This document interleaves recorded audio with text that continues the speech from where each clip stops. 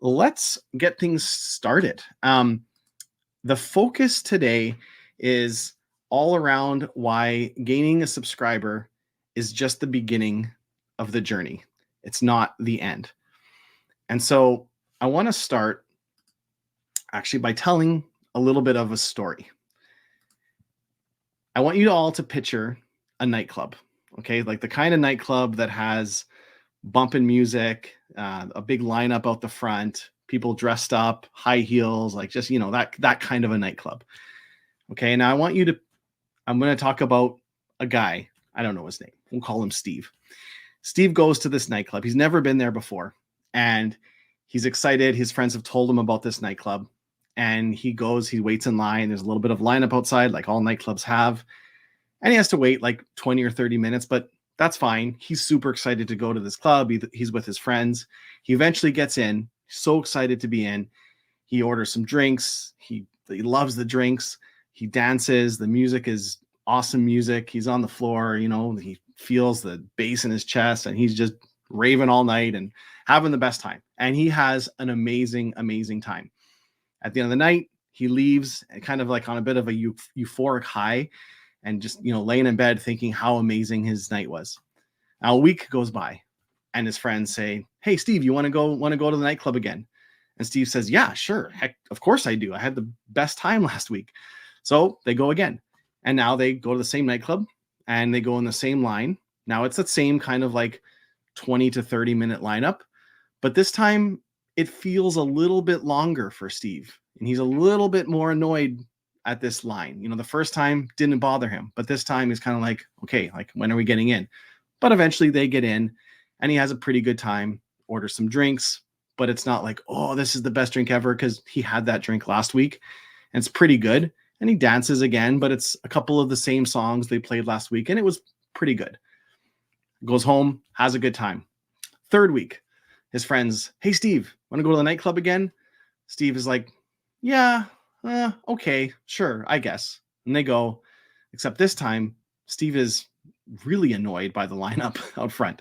He's gone 3 weeks in a row and this 30-minute line is getting a little bit old. So, but he eventually gets in and he's also, when he's ordering drinks and waiting at the bar, gets a little bit tired of ordering drinks at the bar. And the dancing, he doesn't even dance because it's the same songs they played the week before. And he goes home, and on the fourth week, his friends ask him again, "Steve, do you want to go out?" And this time he says, "No, I think I'm going to stay home." So that's what we're going to call the front door guy. Okay. I want to tell you about another person. This person was actually standing in line right beside Steve the very first day. They weren't friends. They didn't know each other, but they happened to be in line the exact same time. And it was his first time going to this club as well, too. Now, this person had a similar experience. 20 to 30 minute line the first day, got in, loved his drinks, dance, euphoric experience. Great. Same thing.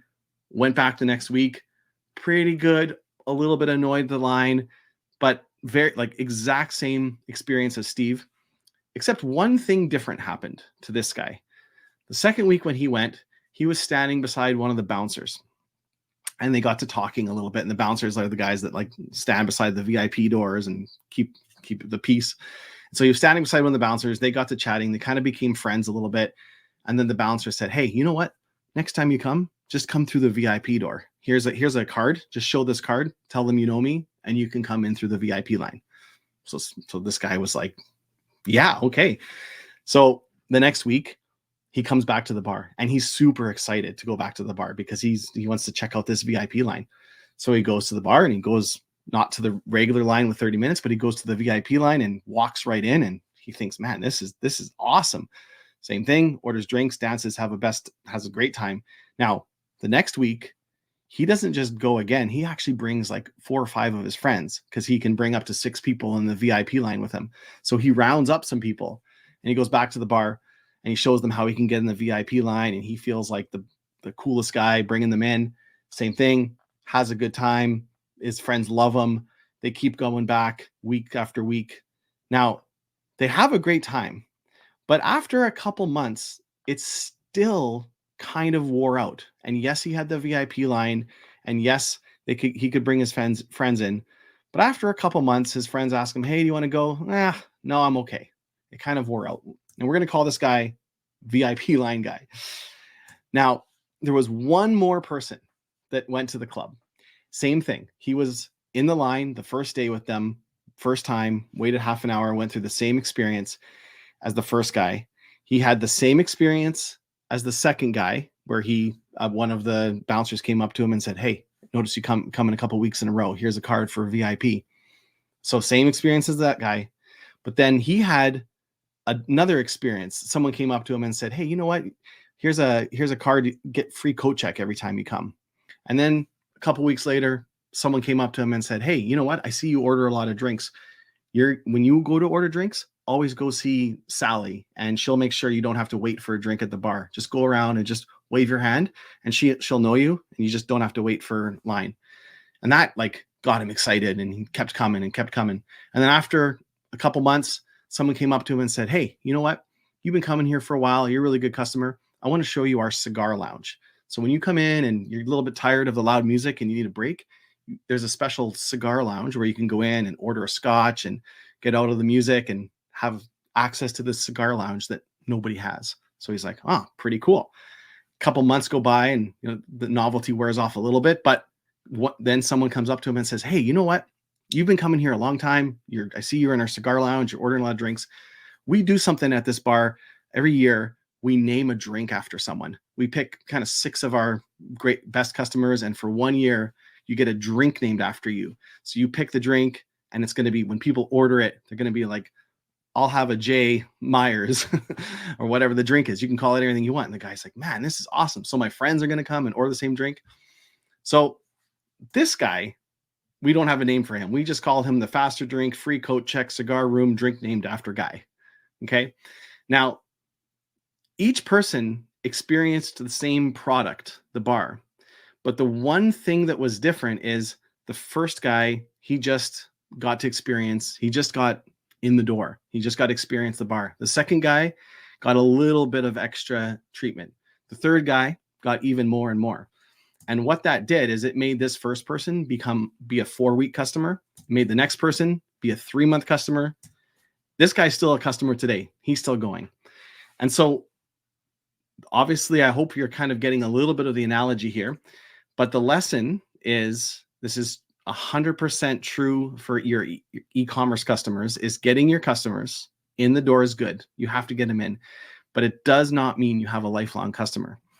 And so the strategy here is, sorry, there was an extra slide that was in there. I want to get back to that in a second. The one you just saw, that perceived value needs to continually increase over time. And I highlighted the word perceived because the bar was the same, right? Like the guy got in the VIP, and I guess you could argue there's a little bit of extra value there because he gets in faster, but it's the same drinks, the same dance floor.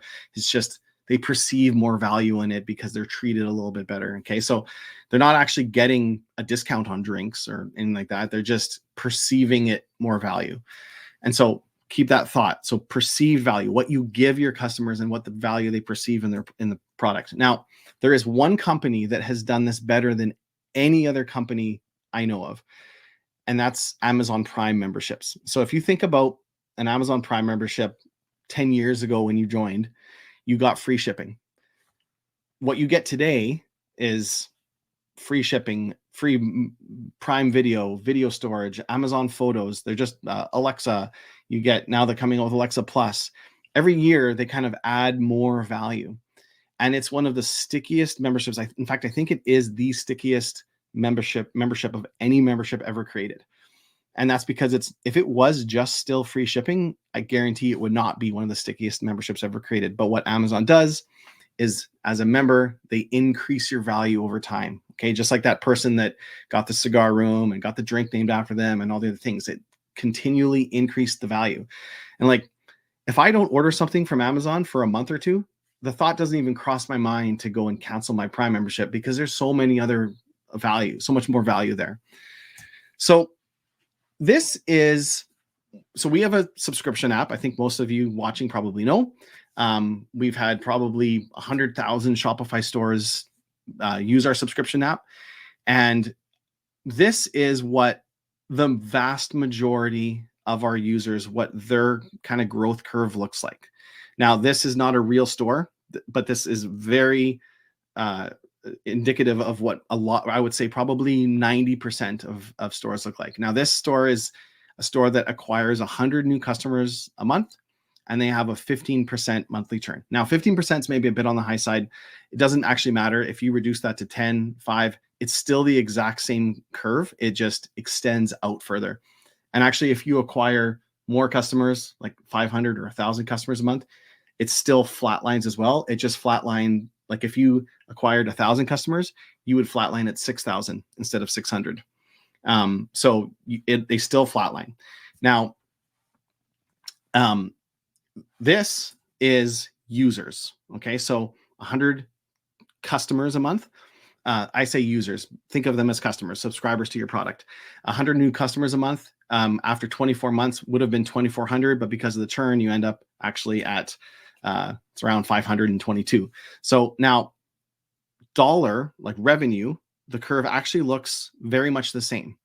Now, this is assuming a $39 product a month with a 100% net dollar retention. Now, I'm going to dive into that in a second because some of you, the word net dollar retention, NDR, might not mean too much, but this is going to be a big part of what you learned today. So NDR, if you take anything away, is going to be a metric that you really care about after this. So what this store ends up with after 24 months is 522 subscribers and $22,204 in monthly recurring revenue after 24 months. Okay, now 100%. Well, actually, first, before we go on, net dollar retention, I just want to define this. Net dollar retention measures the revenue you generate from an existing customer over time. Okay, and it's a really important key metric that reflects your ability to retain and upsell subscribers. Now, this is what it looks like when you track it in the back end. And if you look closely here, I won't go into this a ton of detail, but basically you take a cohort. So if we look at month 0, if your customers are worth $550 and they haven't increased or decreased because it's month 0. So if you notice the net retention value down below is 100%. Now month 2, if it goes down a little bit, so in that top example, the 550 customers became worth 539 because maybe they downgrade, maybe they remove a product, maybe your customers are subscribed to 3 or 4 products and then someone takes one off. So that cohort is worth a little bit less. Now it's worth 98%. But then maybe the next month it goes up. And so actually this example here is a pretty positive net dollar retention. As you can see, the cohort becomes more valuable over time. So this is actually an example of healthy net dollar retention where customers are becoming more valuable over time because they either upgrade or add on products. Now, going back to this slide. So this is actually not even what a typical store looks like. A typical store, sadly, actually looks more like this.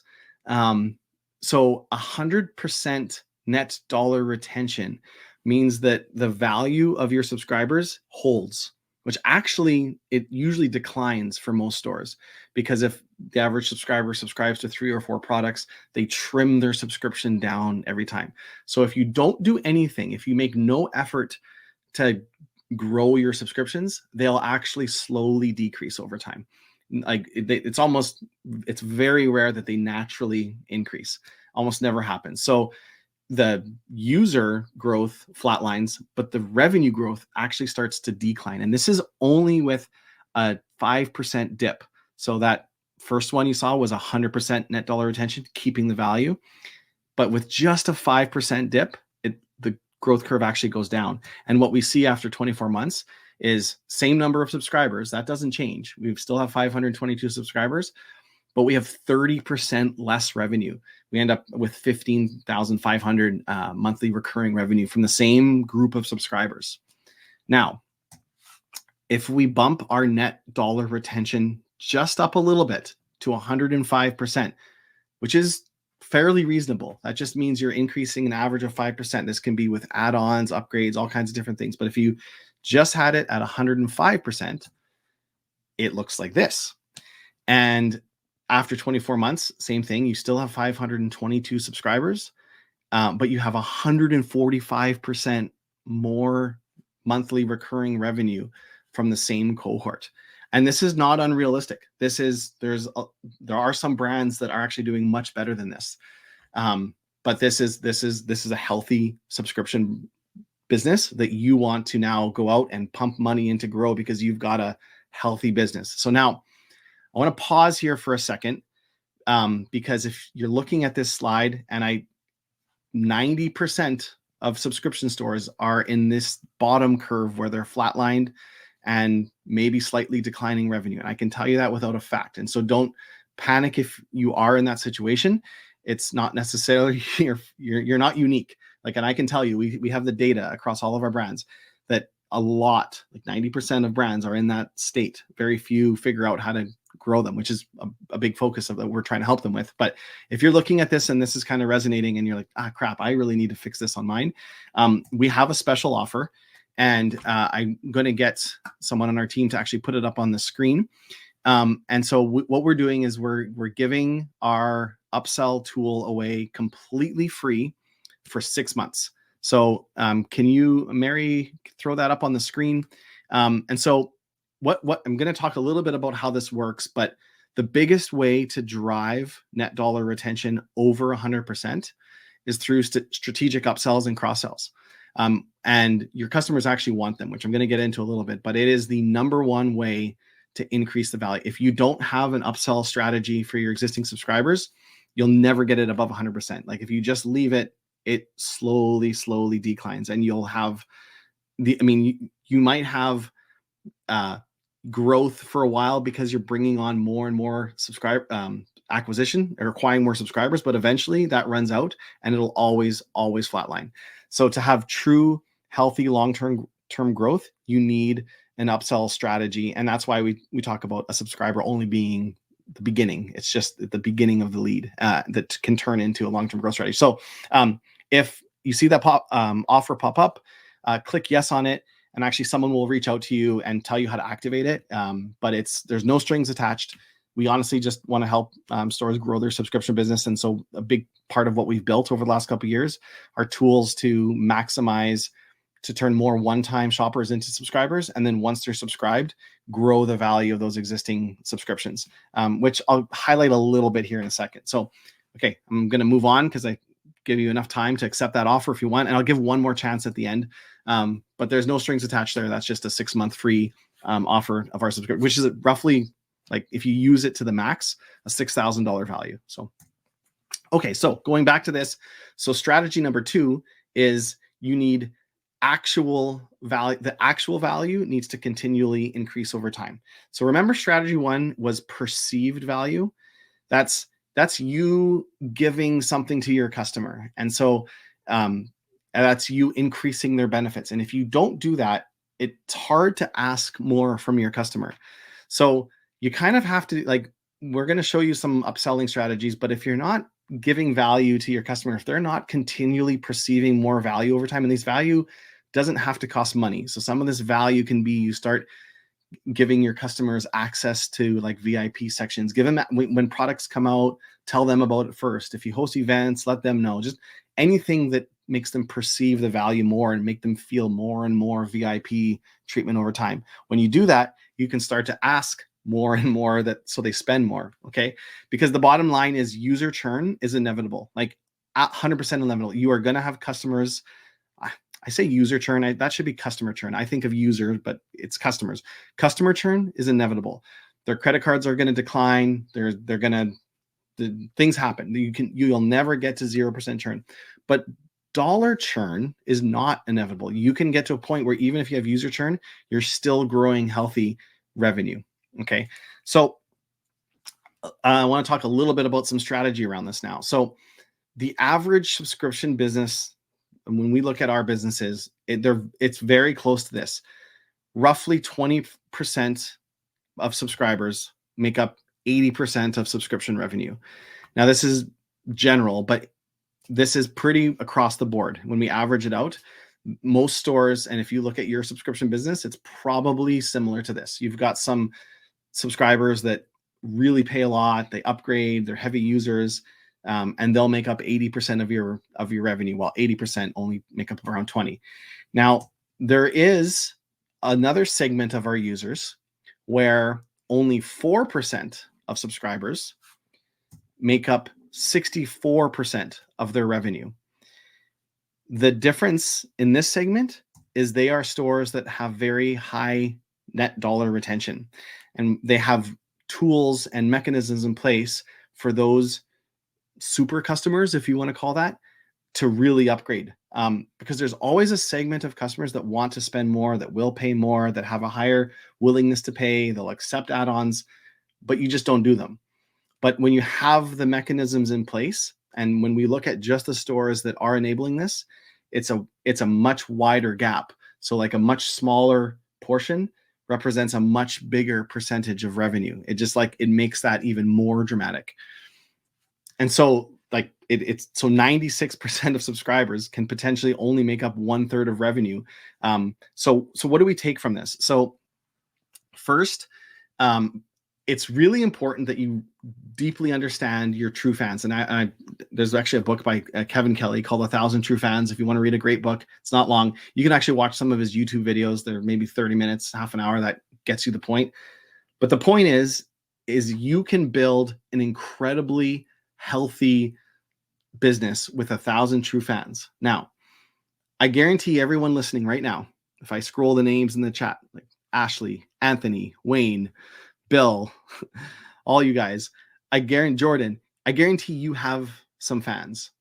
And it might be, you might have 50 fans, you might have 10 fans, you might have a couple hundred, but you for sure have some true fans. And the best way to grow to 1,000 is to find your true fans and replicate them. So to find them, you look through your data, like who are the customers that are repeat ordering? Who are the customers that are sharing your stuff on social media? Who are the customers that are leaving multiple 5-star reviews for different products? Who are the customers that when someone says something maybe negative on social, they're the ones going to bat for you? Who are the customers that are just organically doing reviews on Instagram? I think like, come up with a few ways that like, okay, I'm going to look for customers that have ordered more than 4 times, who've left some comment on social, and come up with some criteria. These are my true fans. And it might only be 20, and that's okay. But find out who they are, pick up a phone, email for sure, but try to get on a phone call with them and talk to them and just find out how they're using your products, why they're using it, who they are, like what makes them the way they are, because that's who you want to understand to replicate. We spend way too much time trying to get more customers and not enough time trying to understand our really, really good ones to then go out and get more of them. So deeply understand who your true fans are, because they're the ones that you're going to market to now when you were upselling and maximizing them. And then second is use tools and strategies to replicate them and to grow them. Okay. So we talked about this curve and how net dollar retention can grow. And I'm going to show you a little bit here right away, how like some tools to actually do this, but really quick, I want to put up a couple numbers here that I think are important to keep in the back of your mind. 70%, this is the number of the customer's likelihood to purchase additional products after a brand once they're subscribed. So customers 70% more likely to buy another product once they're a subscribed customer. 62% is the percentage more a customer is likely to spend with a brand once subscribed. 70% was the how much more likely they are to spend, and 62% is how much more they spend. 59% is the percentage more likely a customer will choose your brand over another brand for additional, how much more likely a customer will choose your brand for additional one-time purchases once subscribed. So that means they have a subscription. Now they just need to buy something else. And if you sell like health and wellness products, they're that much more likely to buy those products from you. 90%, this is the percentage of your subscribers that wished there was more opportunities for one-time add-ons to their monthly subscriptions. And so sometimes I hear people say like, I don't want to annoy my subscribers with monthly add-ons. 90% of them want them. So you're not actually annoying them. And then lastly, 92%, there's one more after this one. 92% is the percentage of customers that visit their customer portal at least one time. Okay, which is going to become really important. It's a really valuable piece of real estate. Just keep that in your mind. And then lastly, 15 to 25%. This is the average open rate of marketing emails. across all marketing emails. 60 to 70%. This is the average open rate of order emails. So order confirmation or upcoming subscription order emails get a much higher open rate, yet hardly anyone does anything with this data. So we decided to do something with this at Bold, and we built what we call our maximizers. And so I just want to highlight 3 of them. There's a lot of them, but with maximizers are tools to maximize the value of your new subscribers and then once subscribed, the value of their existing subscriptions. So there's 3 things that we need to make sure that they do. They needed to be highly targeted, they needed to be highly personalized, and they needed to be well timed. So we set out to build some tools that would accomplish this. Now we found that the best times to maximize subscribers is when they shop, they're in a buying state of mind. When they log in to manage a subscription is actually a great time to maximize subscribers. And then immediately before upcoming shipments. So the first one, when they shop. So we built a tool called Express Add-ons that lets customers with one click add a product to their upcoming subscription without going through checkout, without entering a credit card. The theory is if you're subscribed, you should not have to go through checkout to add a product coming up. Now, this is a huge driver of net dollar retention because it means if you just subscribe to one product, that $39 product in that previous example, now any other product they shop on the store can get added to that subscription. And if it's a subscription product, it can actually be added as an ongoing subscription or just once to the next upcoming month. So here's what that actually looks like on the front end of a store. So if I'm shopping, I see an option to add to I'm adding this to the subscription ongoing. So with one click, I just added it there. No checkout, no credit card, no add to cart. You can see it added here. Now I've got 2 products on the subscription. So huge friction remover in increasing the net dollar value of a subscription. With one click, I just doubled the net dollar value of this subscription. One click, not even going through cart. So that's Express Add-ons. They take about 17 seconds to turn on. Then the second point was when they manage orders.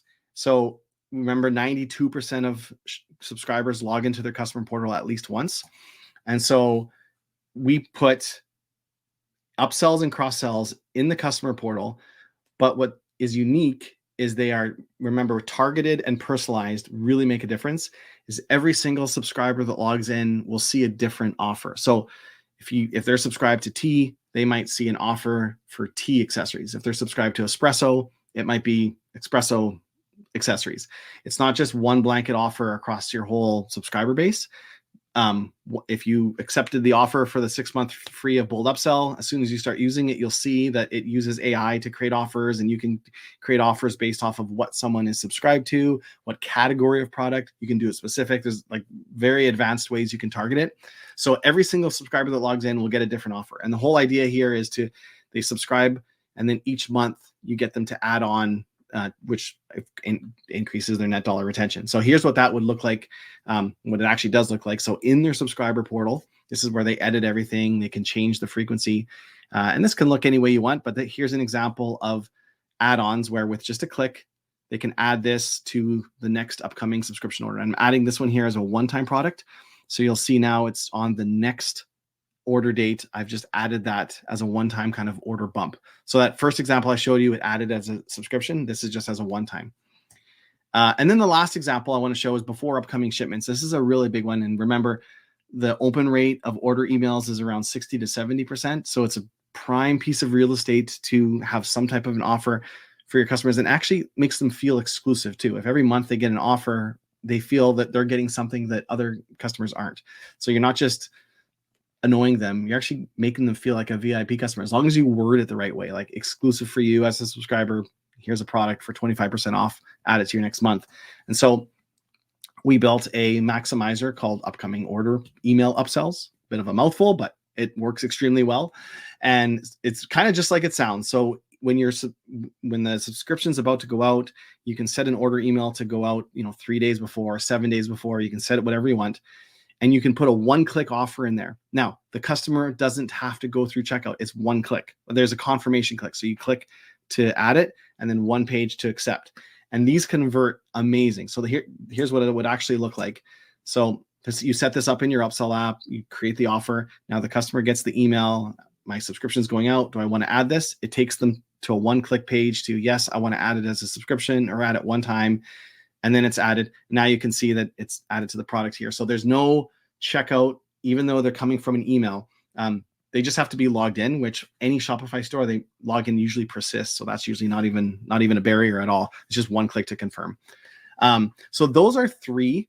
It's, just for keeping in mind what offers work and what offers are just a waste of time with email. I wanted to highlight this here is, we're probably all sending emails like this one on the left, and the one on the right, if I asked, which do you think convert better?